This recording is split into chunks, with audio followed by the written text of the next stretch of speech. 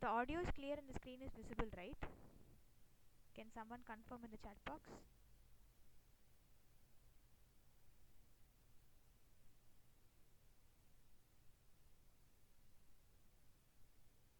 Okay, okay. So as suggested, this is the last or revision session for the Applied Environmental Microbiology NPTEL course. Um, so we will brush up all the concepts that we have seen so far in the past 12 weeks. And if you have any doubts, please post in the chat box. Okay, okay. So yeah, we covered all this molecular biology, metabolics and energetics, functional diversity, ecological relationships, genomics, study of microbes, all of this, analysis using bioinformatics. And coming to the application and technology part, we had bioremediation, wastewater microbiology, built microbiology, drinking water microbiology, solid waste microbiology, and some concepts like epidemiology, antimicrobial resistance, and also application oriented stuff like biosensors. So this is a general overview. With that, we'll be solving mostly true or false questions and match the following questions in this session, so that we try to cover most of the concepts. So if it is going to be just choose the best option, then I was not able to cover most of the concepts, so in that case I have just had it this way. So the first question is identify the true statements among the following. So I'll just wait for a couple of minutes for you to answer this, and then we'll discuss all the options.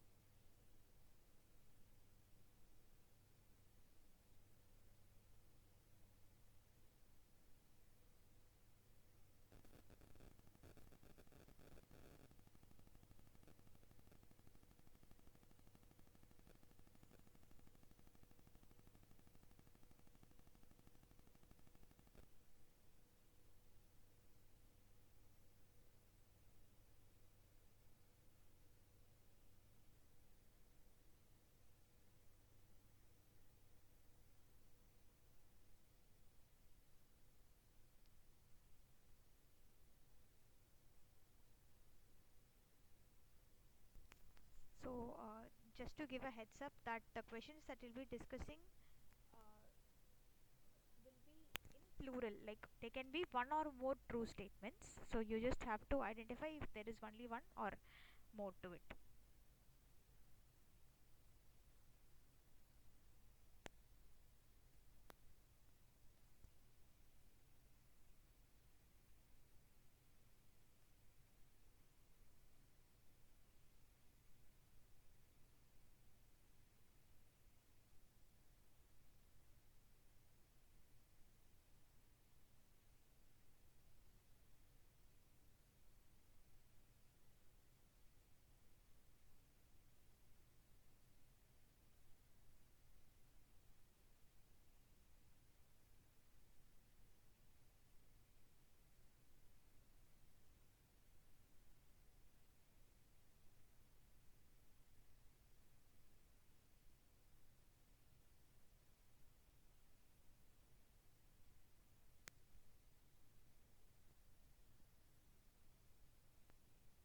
Okay, exactly. So the answer for this is both B and D. Protozoans are like single-celled organisms, but they are eukaryotic because they have membrane-bound nucleus and organelles. Uh, so that statement is false. And coming to this AFM, which is atomic force microscopy, it is a scanning probe microscopy, which we generally use to study the topography of the samples. In this, we don't use any fluorophores, but the fluorophores are used in a specialized form of microscopy called the fluorescence microscopy, where we study the structure, not the topography.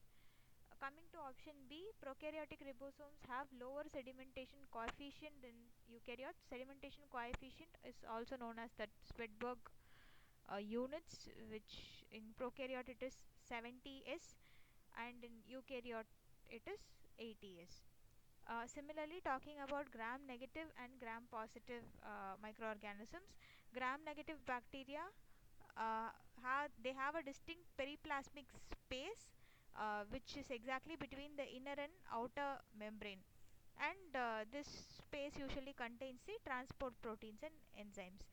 In gram positive, what we have is the space between the plasma membrane and cell wall, but this space is very smaller, and also it is not like containing more transport proteins and enzymes. It's relatively a simpler biochemical area than the periplasmic space.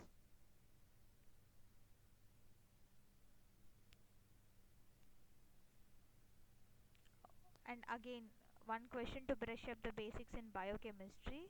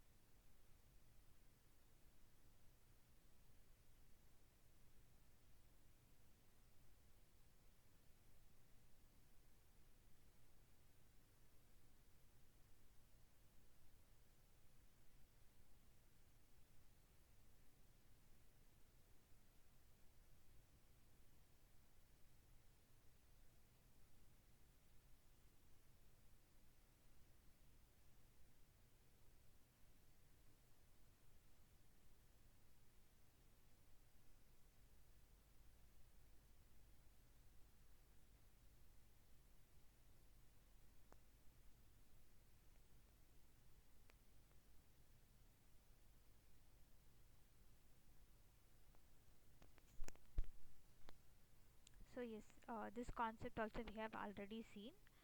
Um,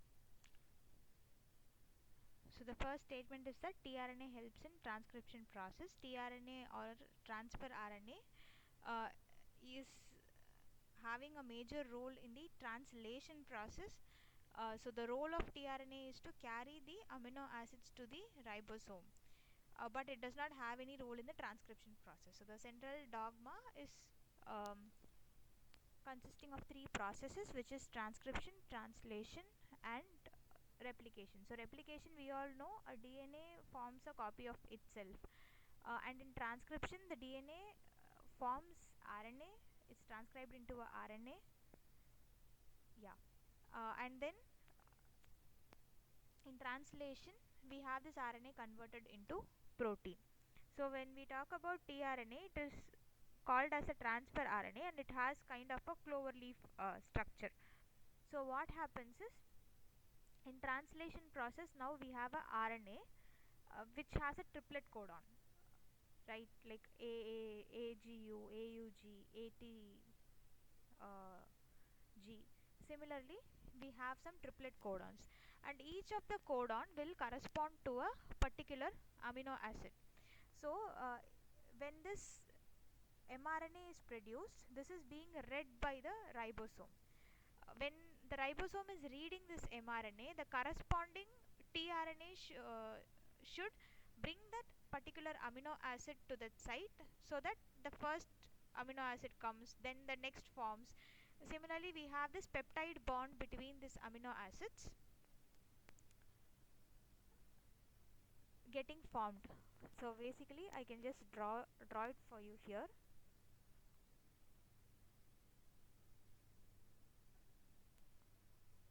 Okay. So this is a ribosome, and here is your mRNA. So this has come after the transcription process. So DNA, a double stranded DNA, is usually transcribed into a RNA, which is here, and you have the ribosome. So when this RNA is being read, you will have triplet codons, and this three will correspond to a single amino acid. So who brings the amino acid to this particular place is the tRNA, and it typically looks something like this.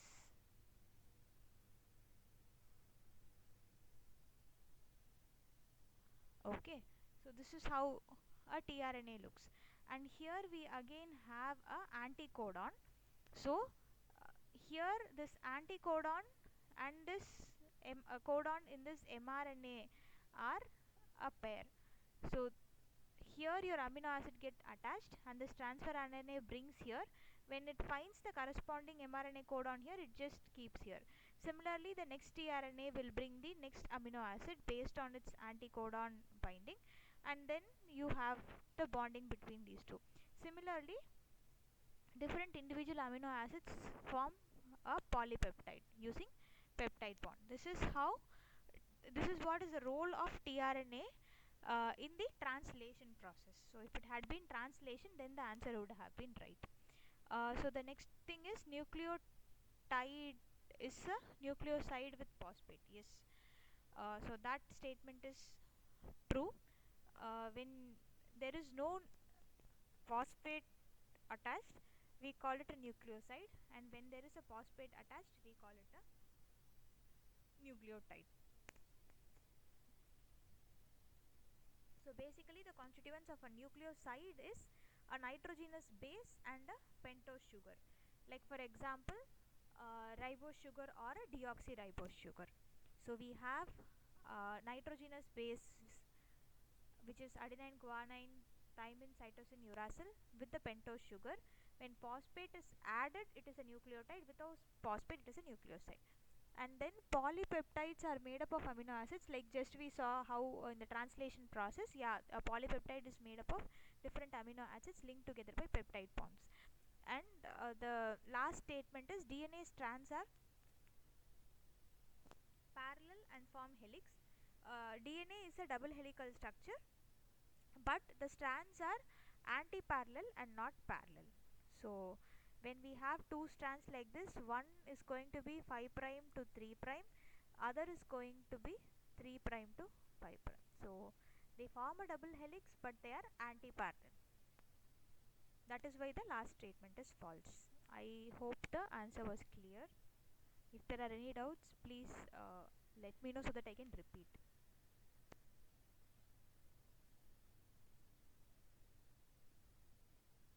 So in the meantime, uh, yeah, this is the next question. So first we saw about the RNA, now about the proteins.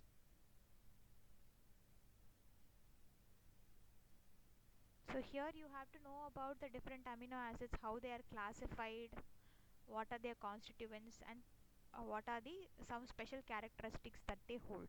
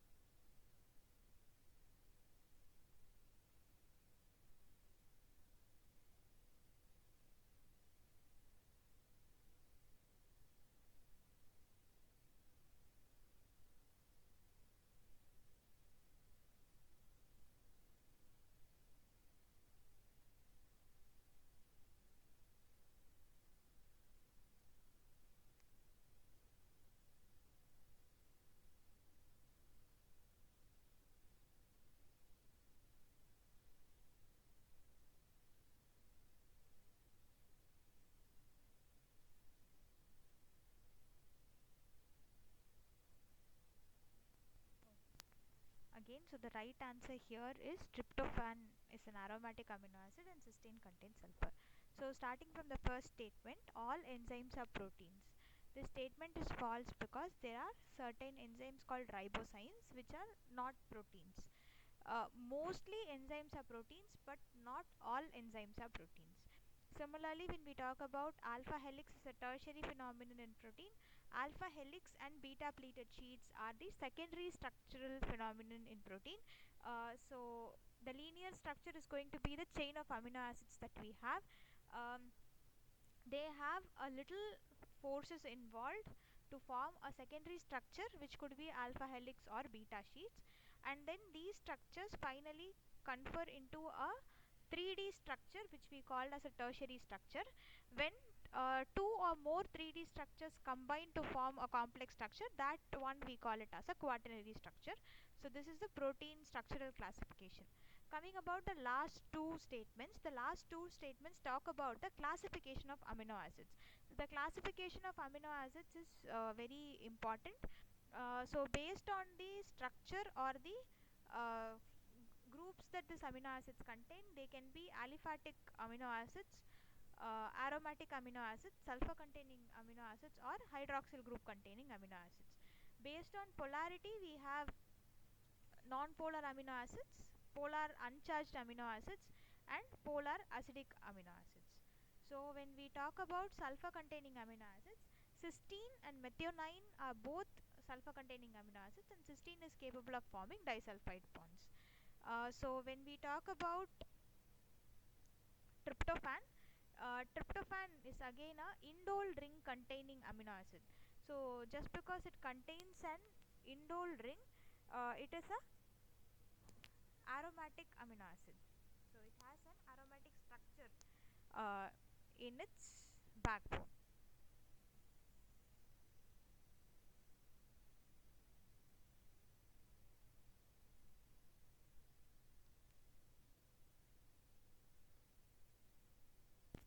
So based on this question, you have to have a fair idea about what are the different types of amino acid, and what on what basis we can classify the amino acids.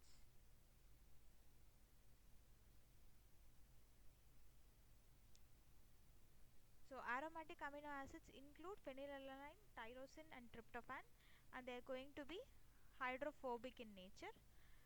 When we talk about acidic amino acids, it's very easy to remember, which is aspartic acid and glutamic acid, aspartate and glutamate. And hydrophilic amino acids, which are basic in nature, we have arginine, histidine, and lysine.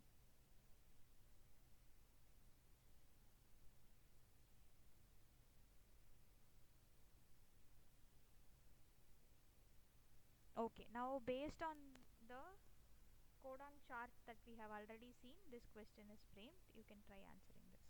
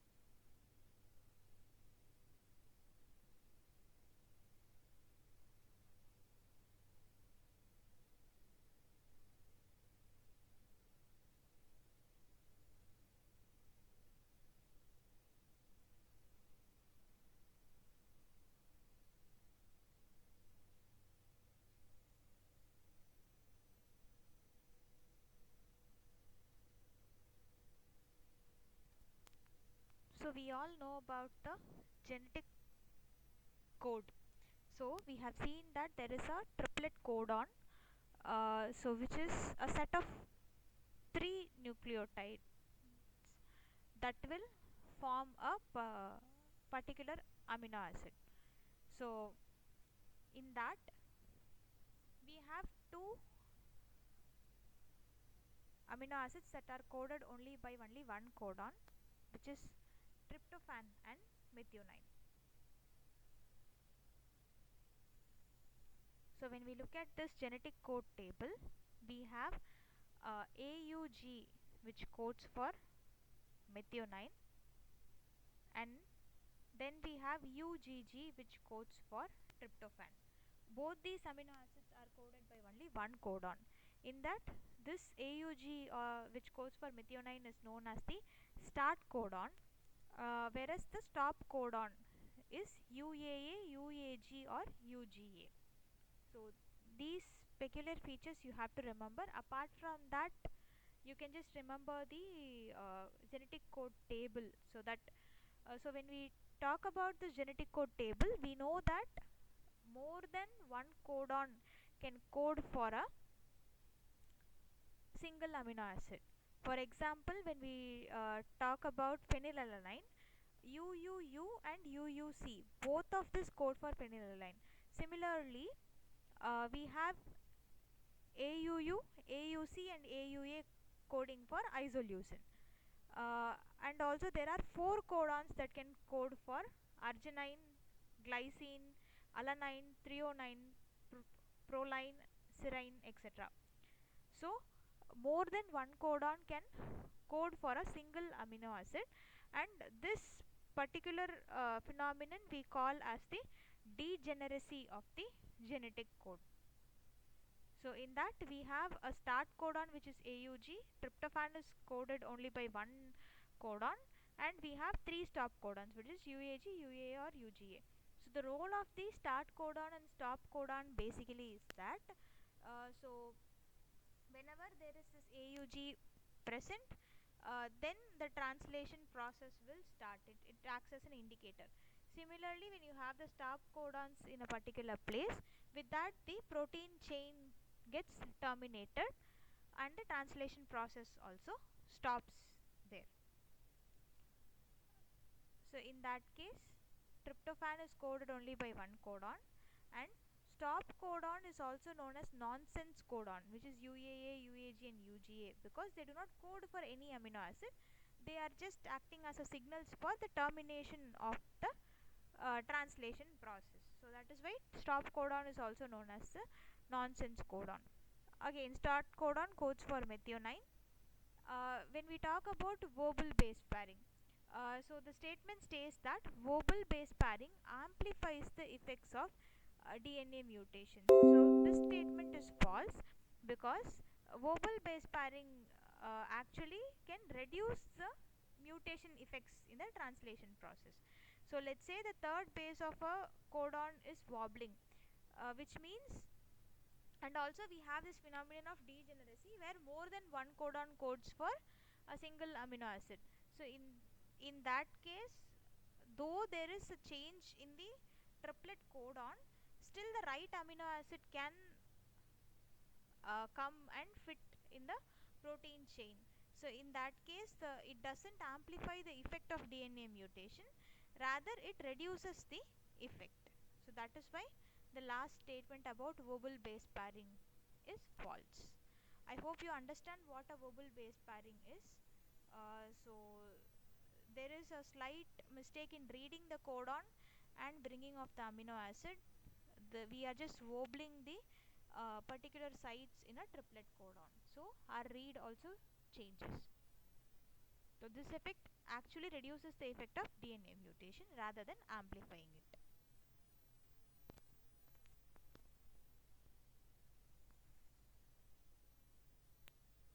So after some basic biochemistry, we are into some cell growth. Again a basic question.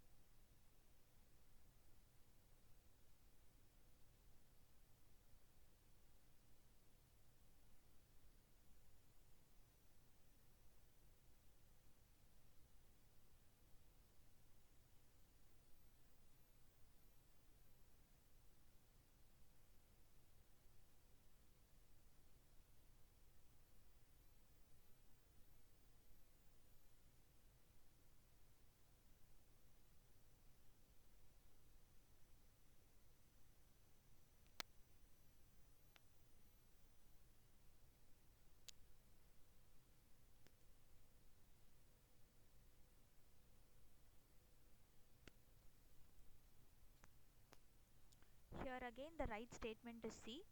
So the first statement is low turbidity signifies exponential phase in the logistic growth model. So logistic growth model is what we commonly know, where we have a plot in a logarithmic scale. We plot the lag phase, log phase, stationary phase, and decline phase majorly.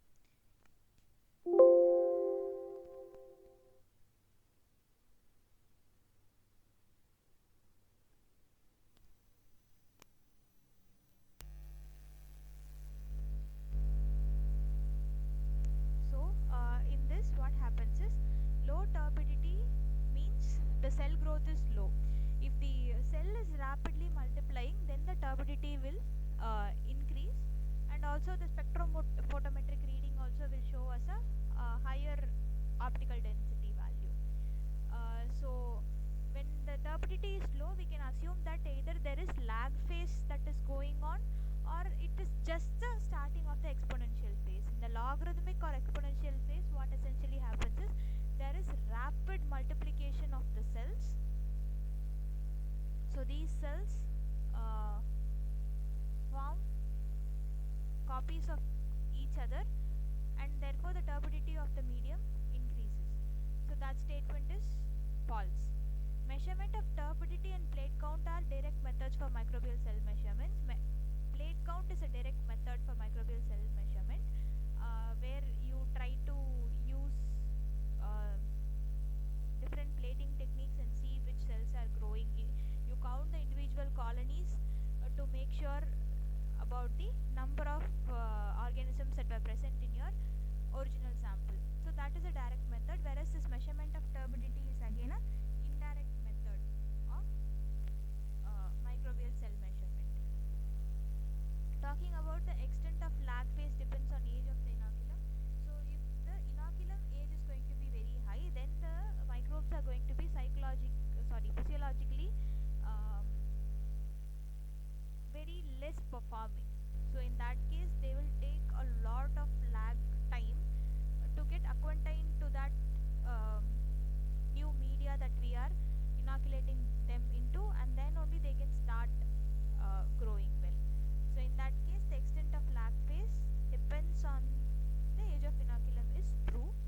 And the last option is when the microbial population is lesser than the carrying capacity, microbial death starts to occur.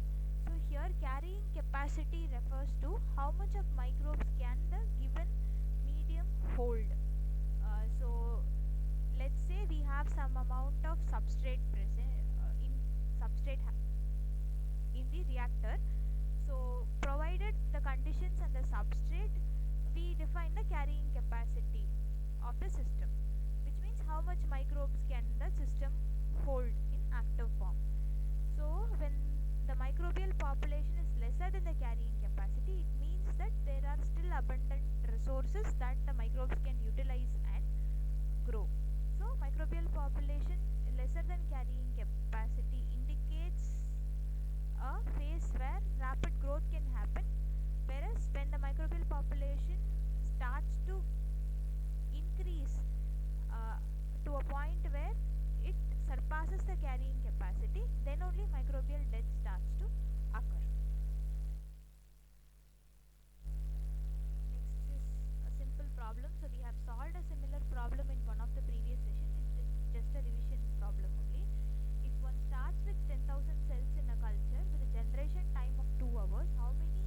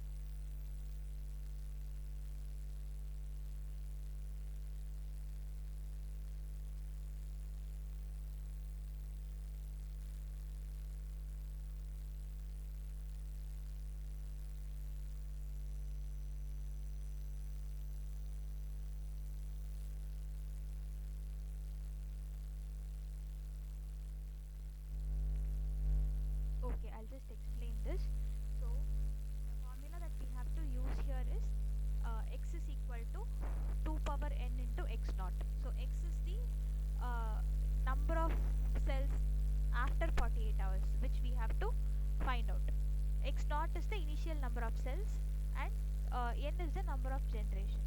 So when we talk about bacterial cells, we know it is binary fission.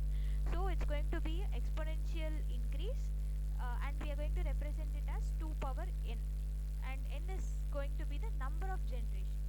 So first we have to calculate how many generations could be possible. So the given time is 48 hours, and the generation time, or the time taken for one duplication or multiplication, is 2 hours. So one cell splitting into two, this process will take 2 hours. So within 48 hours, a total of 24 generations can uh, appear. So in that case, we started with 10 to the power 4 cells, and the number of generations is going to be 24, which means 10 to the power 4 into 2 power 24.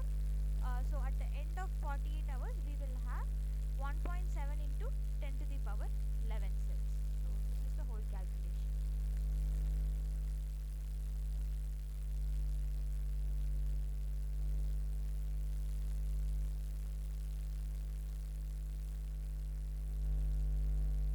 I have no idea whether like this any other problem will come. You can refer to one of the previous sessions. I had a similar question.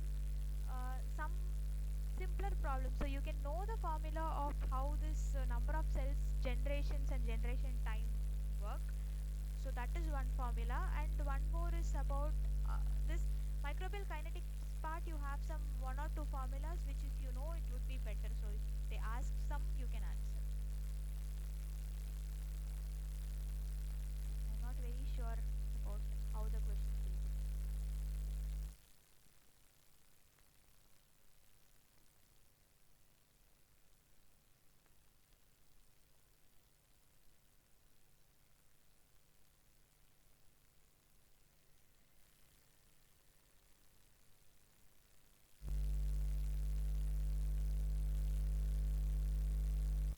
Okay, I hope this answer was clear. Should I repeat or is it clear?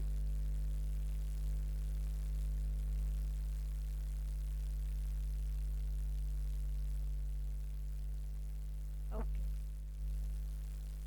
this is the next question.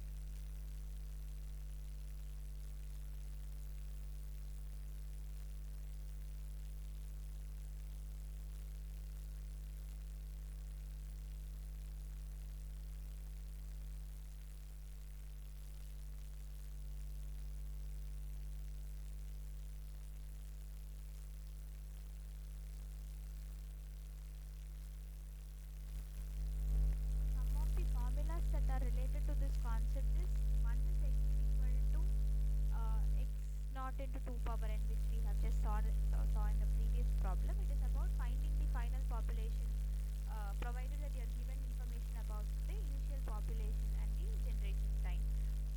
Number of generations is going to be uh,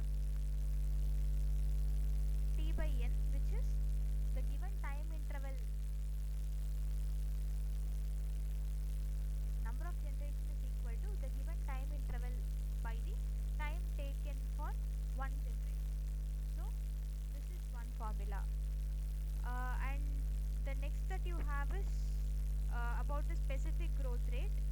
So which is from the exponential growth curve itself, we will see that ln x is equal to ln x naught plus mu t, or x is equal to x naught into e power mu t, where you know x is the microbial population at the end of time t, x naught is the initial population, t is the time that has passed, and here the mu is the important factor, which is the specific growth rate.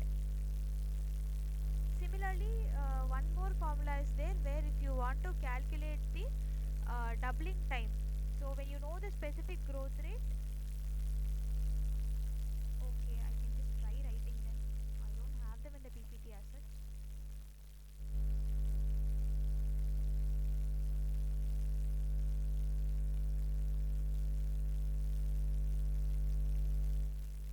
So first is, let's say you know the generation time. Generation time in the sense we can keep it as G. Uh, Here it is generation time of 2 hours. It is the time that is taken uh, for one replication or one reproduction. So within 2 hours, the bacteria can divide into two cells or offspring. So that is generation time. And this generation time will be, you can calculate it uh, if the total time is given and the number of generation is given. Or this is, in our case, it is this way. So what we had is we have 48 hours and we know the generation time is 2 hours, so n become 24 in this case. So the next formula is about this growth rate, specific growth rate, where uh,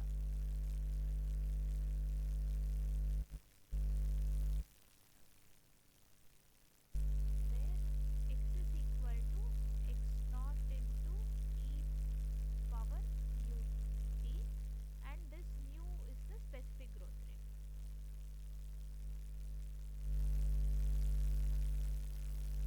X is again the final concentration, final microbial population. X is the initial microbial population. So this is one formula to find out the specific growth rate. But this is very peculiar to the logarithmic phase. So we have our growth curve: lag phase, log phase, stationary and decline. And this formula is for the log or the exponential phase. Similarly, you want to know the doubling time of the microorganism, then it is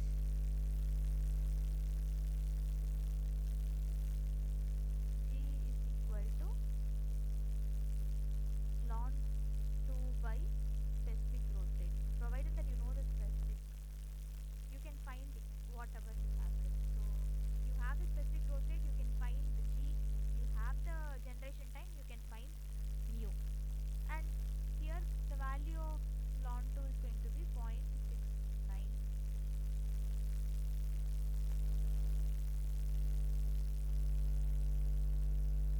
You can also work with this.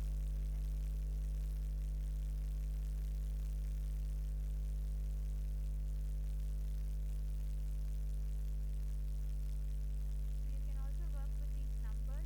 So in some cases, what you can have is you can have the starting and the final cell count, and you have to track how many generations have passed. Generations is going to be n. So this is one formula that you can use, which is, if you're going to rearrange, you will get it log x minus log x naught by log 2. So log 2 is 0.693, 1 by 0.693 is around some 3.32, and since it is in minus, you can have log of x by x naught. You can bring it to division, so n is equal to 3.32 log x by x naught. This is also one other formula that you can use. So the first three formulas that I told you is the basic. G is equal to T by N, you have to know, and then x is equal to x naught into 2 power n, that you have to know, and another is x is equal to x naught e power mu t. This you have to know. So with this you can rearrange and you can get the remaining form.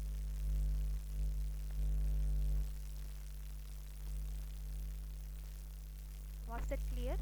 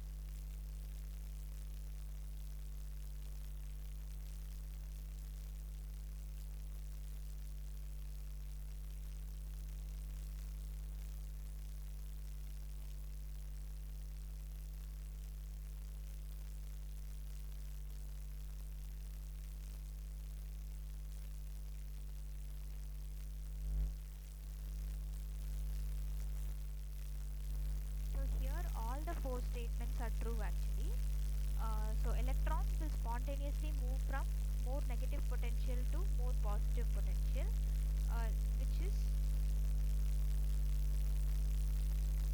you have a lower reduction potential. From that point to a higher reduction potential, electron will flow, which we have seen in the redox tower.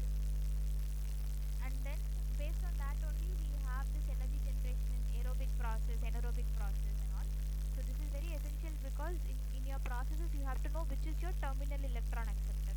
So only when you know that you can estimate how much of energy could be released. So in your aerobic process the terminal electron acceptor is oxygen, which is having a high potential difference, and henceforth the energy generation is very maximum in aerobic processes, which is used in cell generation or the microbial generation, and you get more biomass in the aerobic process. On the other side, when you talk about anaerobic processes, oxygen is not the terminal electron acceptor. You have other components there that act as terminal electron acceptors. So the potential movement of electrons is restricted because the gap is lesser. In that case, you have only lesser biomass generation in anaerobic processes, whereas the remaining part gets converted into products like methane. So this is the electron movement. And when we talk about this free energy is released when electrons move from a reductant to an acceptor with a more positive redox potential. So acceptor has a more positive redox potential and reductant has a slightly negative redox potential. So from negative to positive, the electron gets transferred, and when this is happening, there is going to be free energy generation, and this process will usually be a exergonic process that releases energy. ATP is formed by phosphorylation reaction. Obviously it is either oxidative phosphorylation or substrate level phosphorylation. So it can be either very direct from substrate level or through some redox reactions it can happen. But anyways, ATP formation is you have a AMP, adenosine monophosphate, where if one phosphate is added, you call it a phosphorylation, it forms ADP. And then to form adenosine triphosphate, another phosphorus is added. Another phosphate is added. So it is a phosphorylation process. Again, NADH, which is nicotinamide adenine dinucleotide, is a vital coenzyme. It is present in almost all living organisms, and it is very essential when we talk about metabolic reaction because it acts as electron carriers, like we have seen in the glycolysis and citric acid cycle. So here all the four statements are true. Okay, now we have specifically come to glycolysis.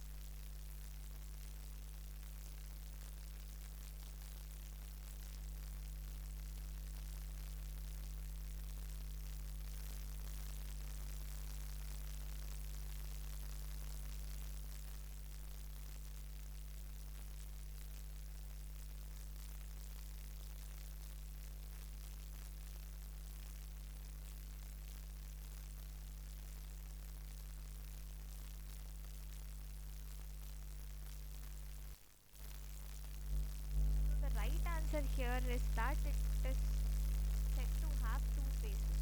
So when we talk about glycolysis is a very straightforward, simple process. I mean, and it is also a universal process. Okay, glycolysis literally means breakdown of glucose. So we have a glucose, which is a six-carbon sugar.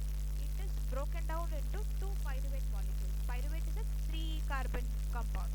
So a six-carbon compound being broken down into three-carbon compound is what glycolysis is all about. And it doesn't occur in the mitochondrial matrix, and per se microbes don't even have such specialized areas. And this glycolysis happens in the cytosol or the cytoplasm. And again, as I told, it occurs only in aerobes. It's a false statement. It occurs in almost all organisms which can consume glucose. So it is happening in two phases. This is the energy investment phase and the energy payoff phase. So the investment phase is also called as the preparatory phase. So if you remember glycolysis rightly, at one point glycolysis will branch. So to produce glyceraldehyde 3-phosphate and DHAP. G3P and DHAP production is around some fifth step or something in the glycolysis, and that is where this gets branched. So up to this step we call it as the energy investment phase, because what happens is there is ATP consumption in that phase.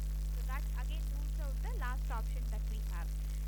Glycolysis does consume energy, but the energy produced in the result of glycolysis is more. So the net thing is positive. Net energy is positive, or there is gain of energy, whereas glycolysis is a process that consumes energy as well as produces energy. So when we talk about this preparatory or the energy investment phase, first glucose is converted into glucose 6-phosphate. So it has to be phosphorylated. That has to come from one ATP. So from ATP the phosphate group is taken, and then it is given to this glucose to form glucose 6-phosphate. Similarly, second phosphorylation happens when we convert this glucose 6-phosphate to fructose 6-phosphate. Is just an isomeric reaction, and fructose 6-phosphate gets converted into fructose 1,6-bisphosphate. So in the first position as well as in the sixth position you will now have phosphate, which means one more phosphate group is added here. And there also we take the phosphate from ATP, break down ATP, take a phosphate and give it to fructose 6-phosphate to form fructose 1,6-bisphosphate. Again, this is a energy consuming phase. So the total energy consumption is basically 2 ATPs in this preparatory phase. Whereas when we go to the second half, which is the payoff phase, G3P oxidation will produce some 2 NADH, and then through substrate level phosphorylation we will get 2 ATP, and then so which finally accounts for some 3 ATP. But the catch here is you have G3P and DHAP. These are also isomers and can be interconverted. So per molecule you will have some double the ATP that you will calculate for a single reaction. So here what happens is you have 4 ATP produced and 2 NADH produced. NADH is again an electron carrier, which can be equivalently converted to calculate the energy gain. So in the investment phase you have 2 ATP used, whereas in the payoff phase you have 4 ATP produced. So the net gain is 2 ATP. When we talk about NADH, there is no NADH involvement in the preparatory phase, whereas in the payoff phase you have 2 NADH produced as well. So this is how, based on which the options were given here, glycolysis does consume energy. It occurs not only in aerobes but also in other organisms, anaerobes as well. It occurs in the cytosol, but it has two phases: preparatory phase and the payoff phase. Any doubts in this?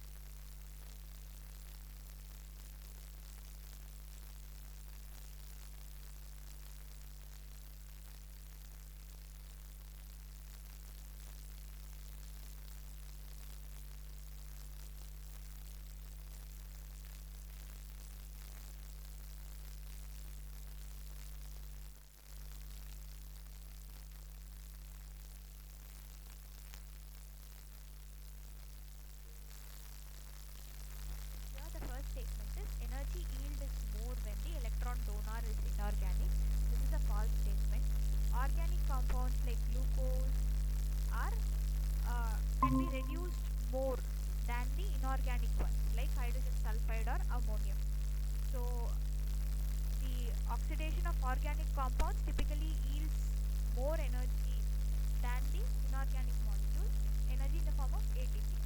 So when we know about this metabolic process, we can tell that organic donor is going to be more energy efficient than inorganic donor. And when we talk about anamox is anaerobic ammonium oxidation, and so we use this process to convert ammonium and nitrite directly into nitrogen gas. So we just remove out of the system in the form of gas itself. So that is anamox process, and this given statement is true as well. Anamox is nitrogen removal technique. So we have ammonium and nitrates in our system. Anamox bacteria will directly convert it into a nitrogen gas, and nitrogen is removed from the wastewater system as well. When we talk about enteric bacteria, it is a little confusing concept only. Enteric bacteria can be Salmonella, Shigella kind of pathogens, or it could be E. coli as well. A normal E. coli is also a enteric bacteria. So these some strains like E. coli, they are commensals that are found in the human gut microbiome. So therefore, it is we cannot generally tell that all enteric bacteria are pathogens. So that you have to keep in mind here. And the last one is facultative anaerobes. Facultative anaerobes in the sense they prefer anaerobic condition, but with a mild supply of oxygen, they can uh, still continue their metabolism. So in that case, facultative anaerobes can survive in the presence of oxygen. So that statement is also false. Okay. So the next statement is completely about redox potential. You can read and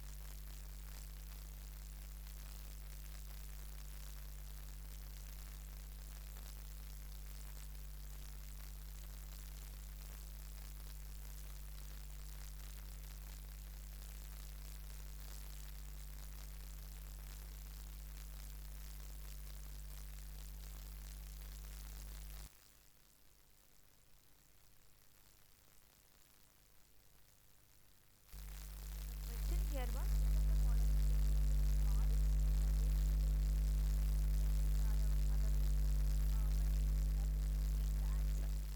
So when we talk about NAD plus and NADH pair, in the biological electron transport chain, they have a very low redox potential. The redox potential is minus 0.32 volts, which is very low and a negative value. So hence they are a strong electron donor, like we saw in one of the questions. very low redox potential to a high redox potential. So NAD plus NADH is a strong electron donor and they have very low redox potential.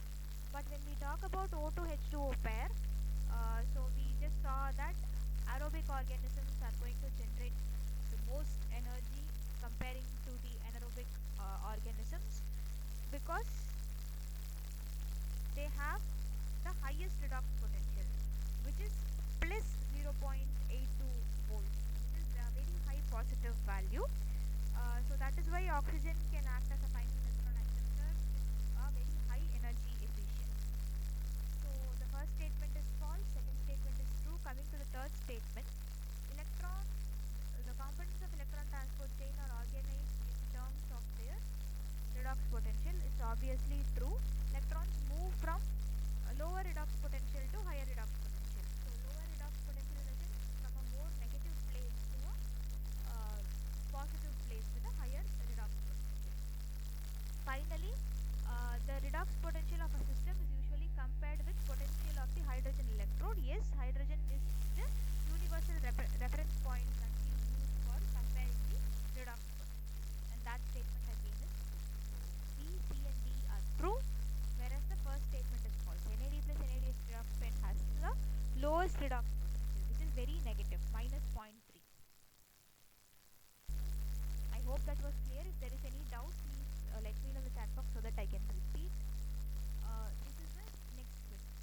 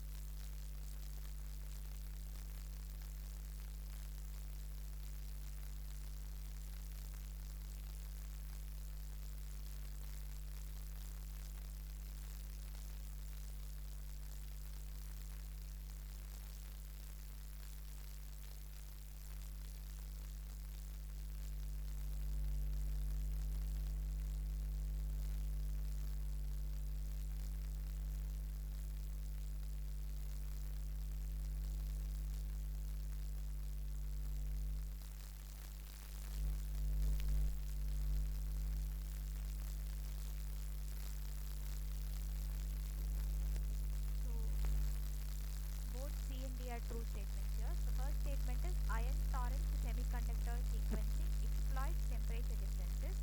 No, in ion torrent semiconductor sequencing, we actually measure the release of hydrogen ions. So when there is going to be release of hydrogen ions, then there is going to be a shift in pH. It's going to reduce because whenever there is a nucleotide incorporated into a DNA strand, hydrogen ion is going to be released and pH is going to drop. So this is what we use as the medium in ion torrent semiconductor sequencing, not the temperature difference. And gene transfer for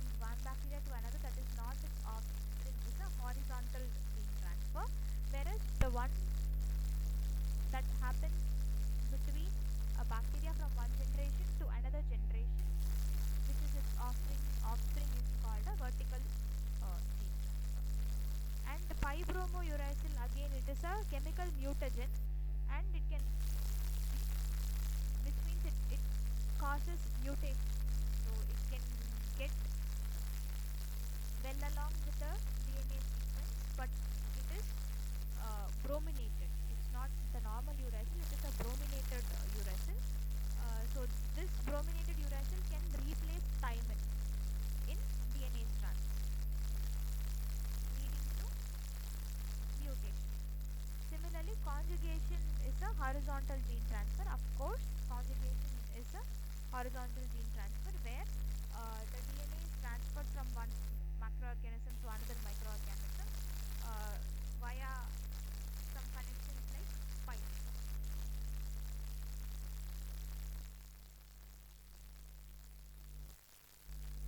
Transformation, transfection, conjugation, all of this are kinds of horizontal gene transfer.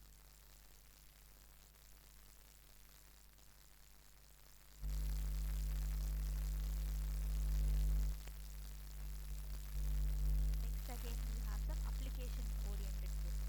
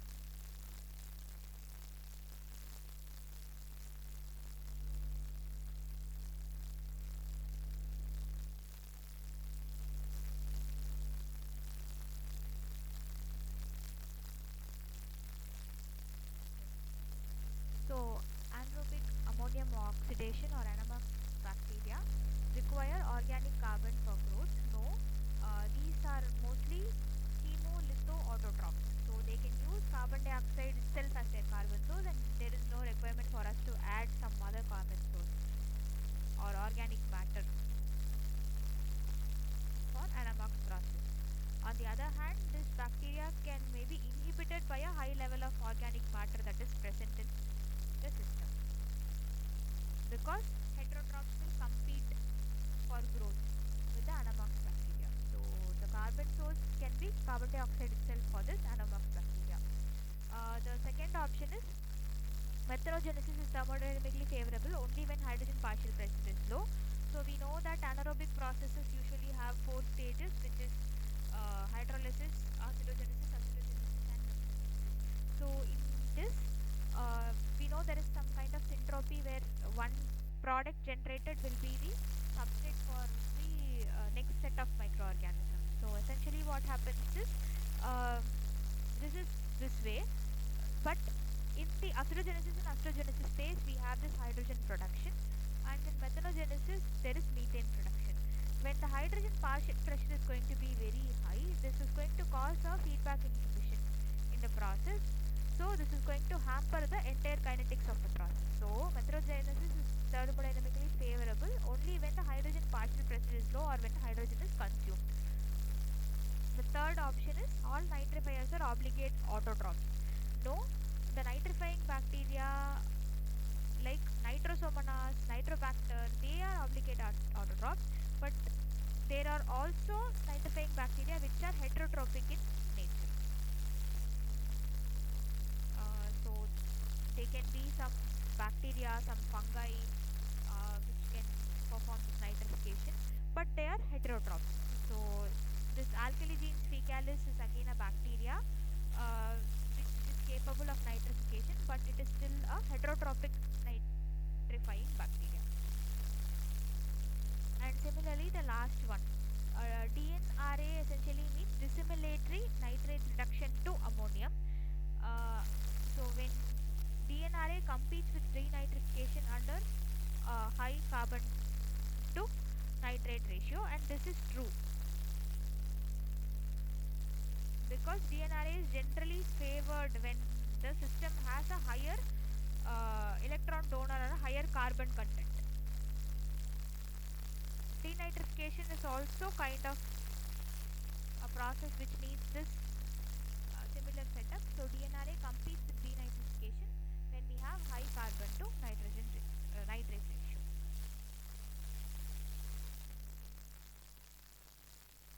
So you just remember alkali fecalis is one nitrifying bacteria which is heterotrophic.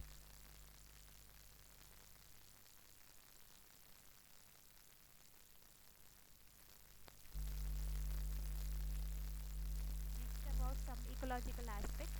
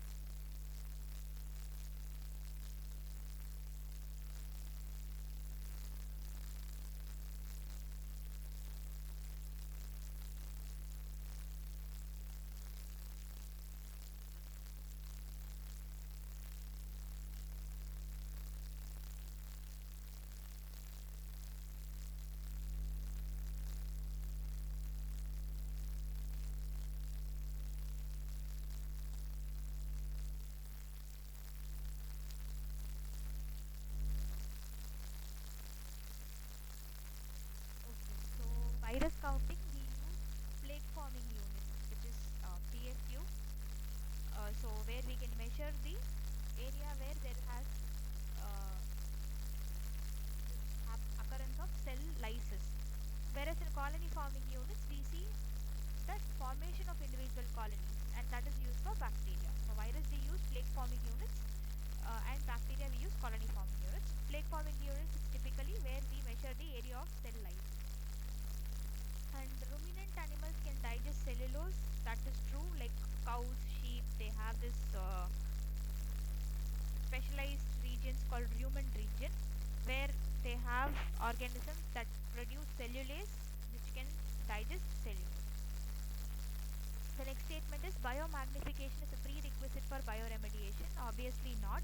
They are two different processes. Bioremediation is we are using some biological technique like microorganisms, enzymes, etc. To remediate pollutants or to break down or transform pollutants, whereas biomagnification is increasing in the concentration of the pollutants along the food chain or food web. So when we travel to the higher levels of food chain, the concentration of the pollutants will also get increased. That is what we call as biomagnification. Commensal bacteria are found only in biofilm. So commensal bacteria are the bacteria which live on the host or in the host. They can be on the surface or inside the host. They do not cause any harm to the host as such. So these are called commensal bacteria. They are found in different environments, not exclusively in biofilm. Even our gut, skin, all of this contains this commensal bacteria. Like plant surfaces also contain commensal bacteria. Not essentially like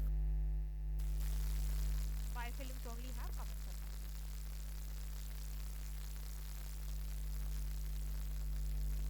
Next question is specifically about pathogens.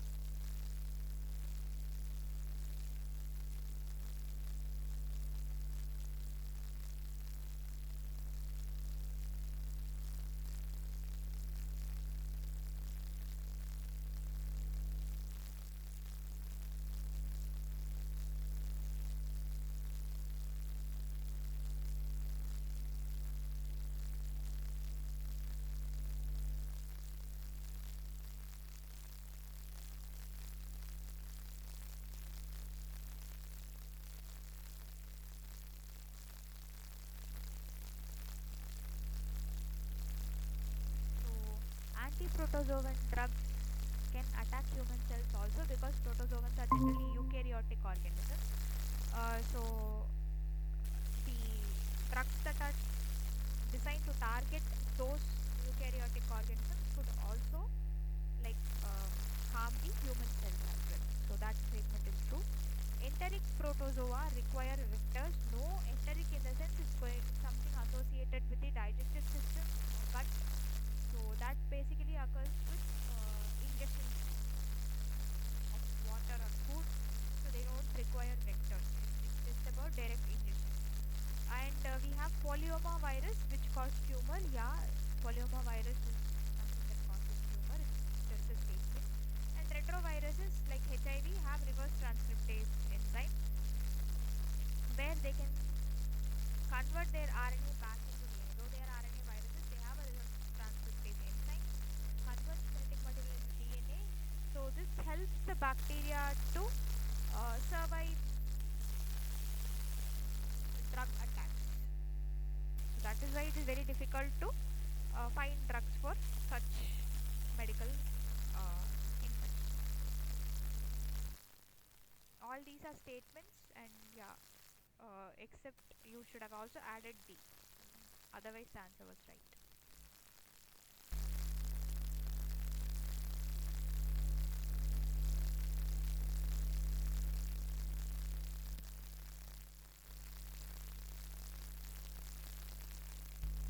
So retrovirus is part.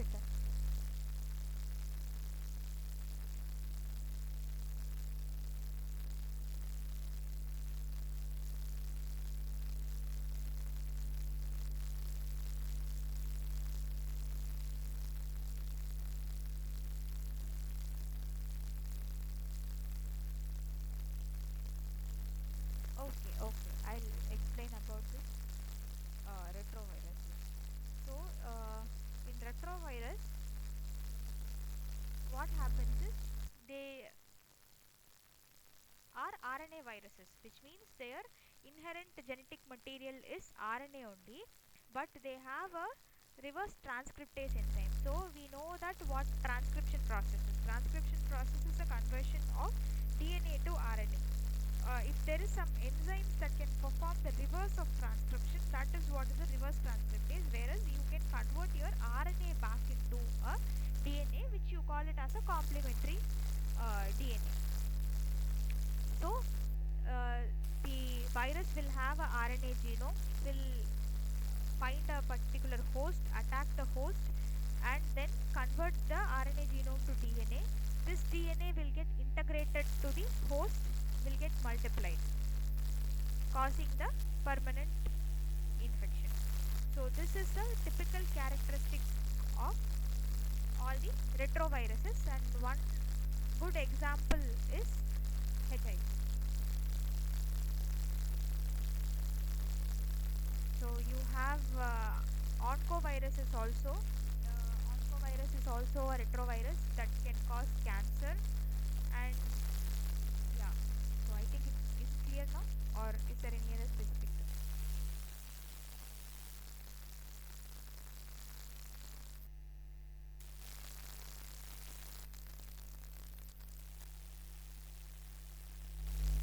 This is a pretty simple question, I guess.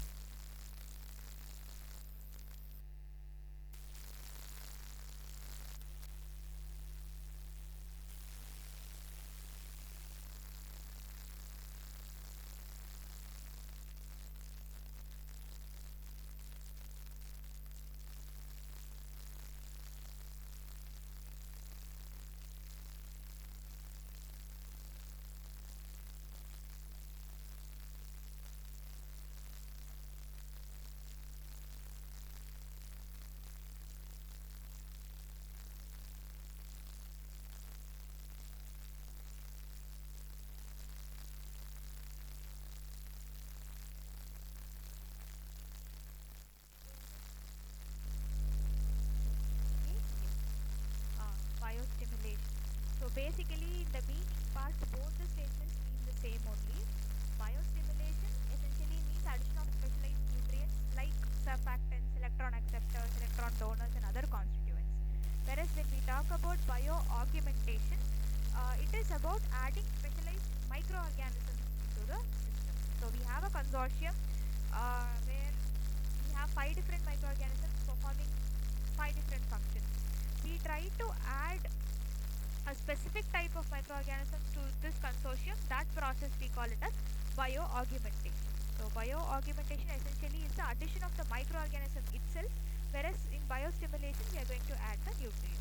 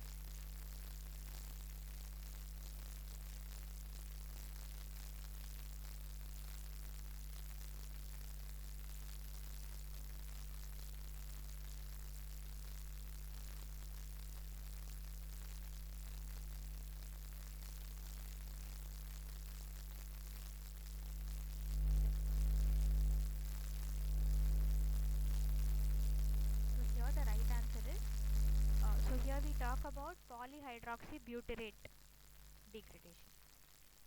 So the right option is polyhydroxybutyrate degradation is an important process for bioremediation of plastic waste, because polyhydroxybutyrate is again a polymer, and microbial plastic reduction is directly linked with this. When we talk about PHB can only be degraded by bacteria, that is essentially a false statement, because not only biological route, other chemical or thermal routes can also be used. And apart from bacteria, you can also use fungi for this process. So either ways, when we only compare within the microbial group, also it is false. When we compare it with other processes, also again it is false. PHB degradation does not require any enzymes. No, whenever there is a microorganism involved in any process, obviously the key factor that's going to be involved is the enzymes. When we say that there is microbial degradation or microbial transformation happening, it means that enzymes are going to be present there doing that job. So even that statement is false. And PHB degradation produces only carbon dioxide and water. That is false, because they can, it's not like complete mineralization. There can be intermediate products that can also be produced in this process. And when the process is going, when the degradation is going to occur in anaerobic condition, methane will also be produced in that process. So even though you don't know about this PHB degradation and the microorganisms assets, maybe if you try correlating it with other options, then you may arrive at the correct option.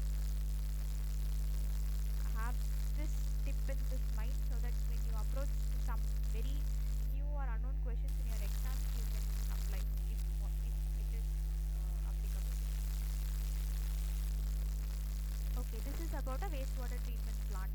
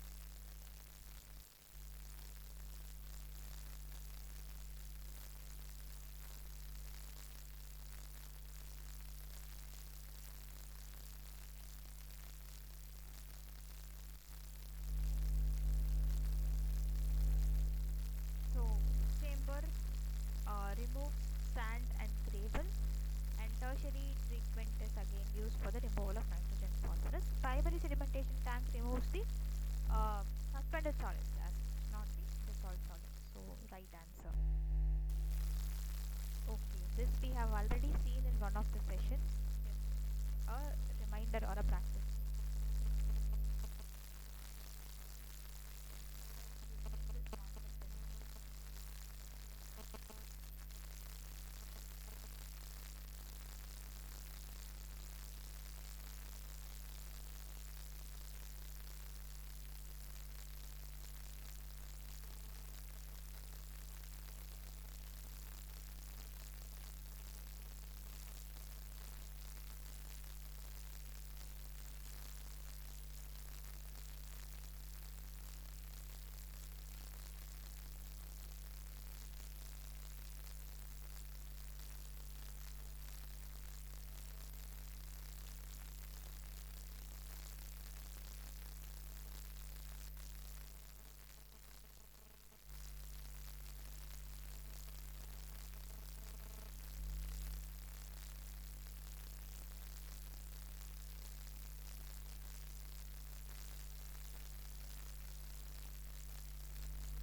So here, waterborne diseases means diseases that are caused due to ingestion of a contaminated water. And water-based diseases means the water acts as the medium for the transmission of that particular disease. So that is what is waterborne disease and water-based disease. When we talk about watershed diseases, uh, they are not caused by insect vectors, or they are not anywhere related to vectors. Rather, water washed diseases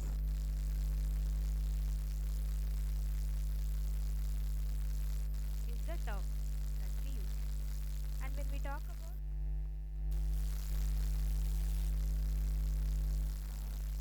is my voice breaking or is the audio clear?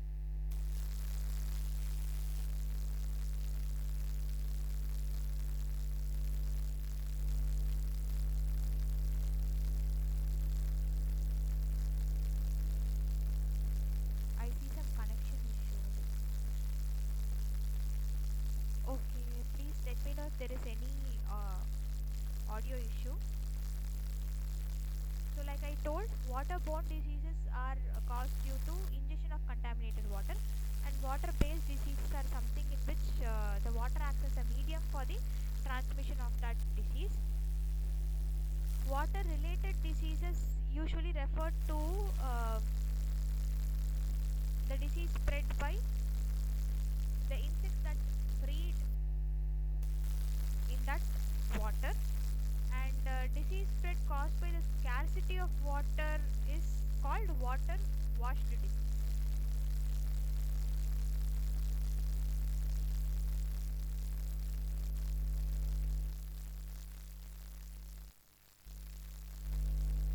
We have a set of few match the following questions, so you can try them as well.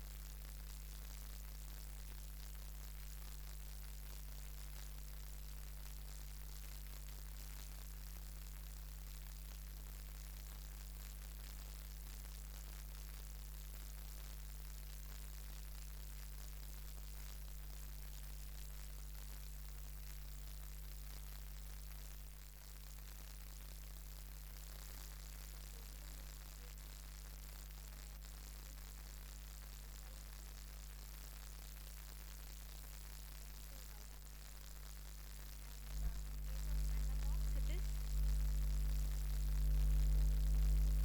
nitrite plus ammonium.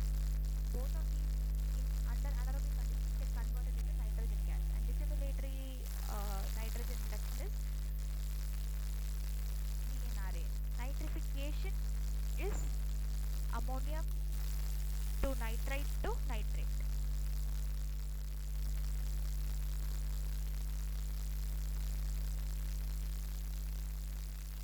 Again, a question related to anaerobic digestion. We'll just quickly finish off the remaining three questions. We have enough time for that now.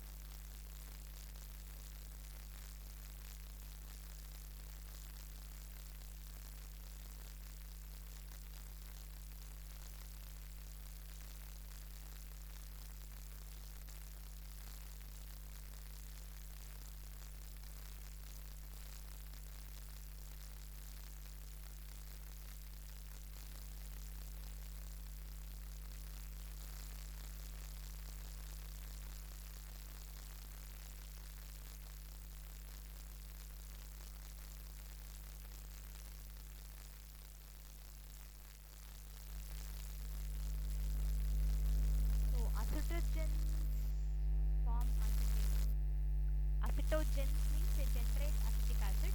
So there is acetate forming 4 and D, and sulfate reducing bacteria is abbreviated as SRB. So C with 1. Methanogens means they generate methane. So anything that ends with gen is going to generate a particular compound. So A pairs with 3, and methanotropes are organisms that consume. Autotrophs means they rely on themselves for food. Heterotrophs means rely on others for food. So methanotrophs are going to consume methane as food, so they are methane oxidizers, or they perform methane oxidation.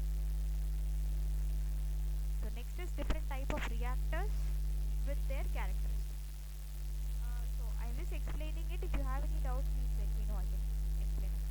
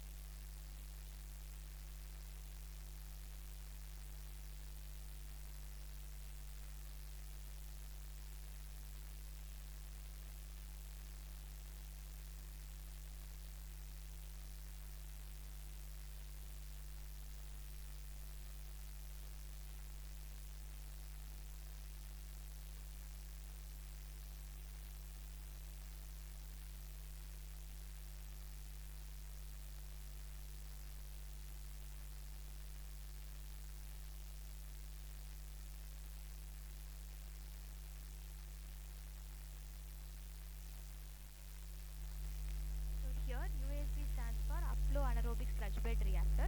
It is a typical anaerobic reactor that we use. And here what happens is, you imagine a reactor, and at the top of a reactor you will have a kind of uh, a stand or a slope in both sides. You imagine, like, let me draw it. So this will be your reactor, and let's say at this point you have something like this, and this point you have something like this. So what happens is, with your when your flow will be from here, and your output will be from this way, right? So this slope essentially stops the microbes from getting out of the reactor. So your gas goes out, your liquid goes out, your microbes stay here. So because they start staying here, they start to form a strong biofilm, and due to their interaction they try to form the granular sludge. So that is what is USB paired with sludge. CSTR is continuously stirred tank reactor, and here you have a reactor, you have an impeller which is continuously mixing it, so this way, and hence CSTR is paired with suspended growth and no biomass retention. It just goes into the reactor and then comes out. And then when you talk about MBBR, this is a moving bed bioreactor. So you will essentially have a bed here, and which helps in the biofilm formation. And in case of trickling filter reactor, uh, it is a fixed biofilm reactor, and there will be passive aeration. So trickling filter, in the sense, essentially you have a bed here, and this will try to expand due to aeration. So that is why in trickling bed filter you have a passive aeration, but still the biofilm is fixed. In moving bed, your biofilm acts as a carrier, it will be suspended. That is the difference between MBBR and trickling filter reactor.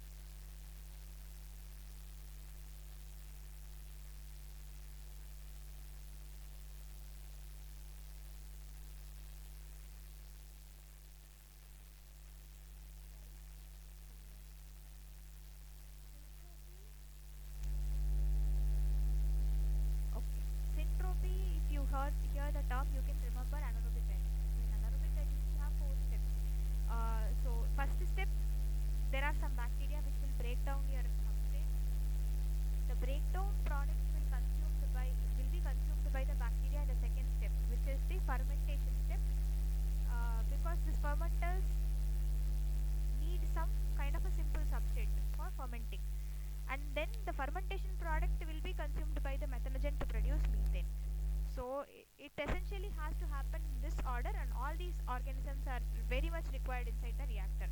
So it is a cooperative metabolism, because if the reaction is going to happen individually, it is going to become thermodynamically or energetically unfavorable or non-spontaneous reaction. So that is why you need all the organisms performing in sequence to get this reaction done. So syntropy means cooperative metabolism. On the other hand, commensalism is where one benefits and is unaffected. Like we recently saw that commensal bacteria can be present in skin, gut, it can be present in biofilms. So one statement we saw like that. So in commensalism, one organism is benefited and the other is neither benefited nor it is getting any negative effects. In mutualism, both of this will be benefited, and in parasitism, one organism harms the other organism. So that is what is parasitism means. So I think you are confused between syntrophism and commensalism. In commensalism, one remains unaffected, and syntropy itself means cooperation, like multiple organisms working together.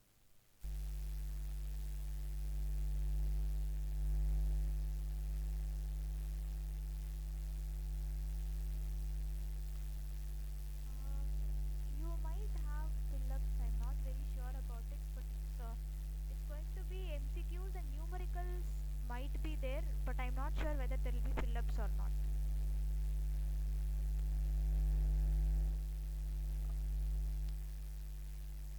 So I just have one more question, I guess. Two more questions with this.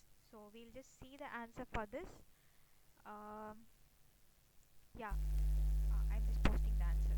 So these are different techniques that we use in environmental microbiology. qPCR is quantitative PCR, which we use for quantifying the functional genes. Functional genes, in the sense, you design primer to amplify a particular gene, and then you also see how many number of copies you have, which is quantifying it. So functional gene quantification goes well with qPCR. And fish fluorescence in situ hybridization, uh, it works based on spatial localization. Metagenomics, again, we know that genomics is the study of the whole set of genes that are present in a microorganism. Metagenomics, in the sense, you are going to study the gene present in all the microorganisms in an environmental sample. That is metagenomics. And it is community functional potential. How this entire community can function, or what is the metabolism that the given community is capable of doing.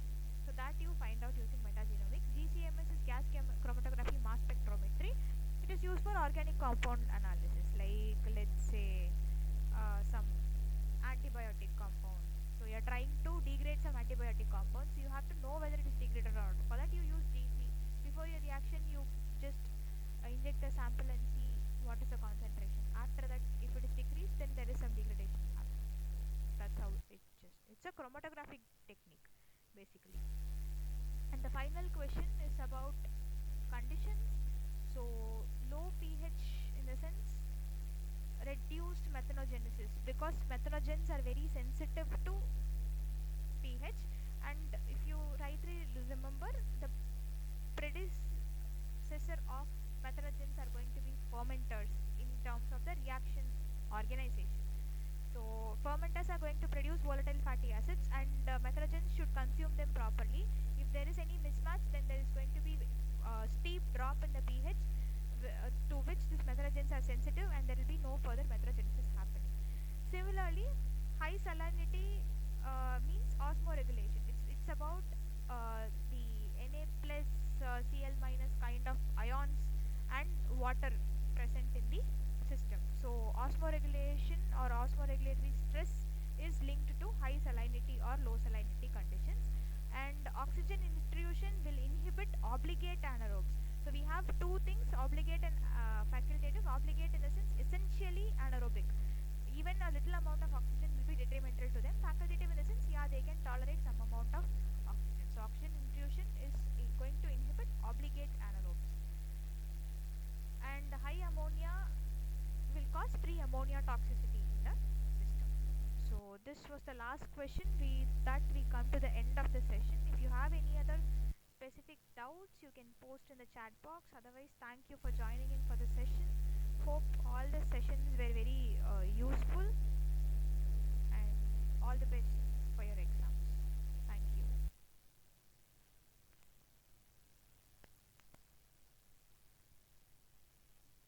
Your participation was really valuable. It did not make me feel like many did not join. You tried answering almost all the questions, and thank you for that. And again, all the best for your exam.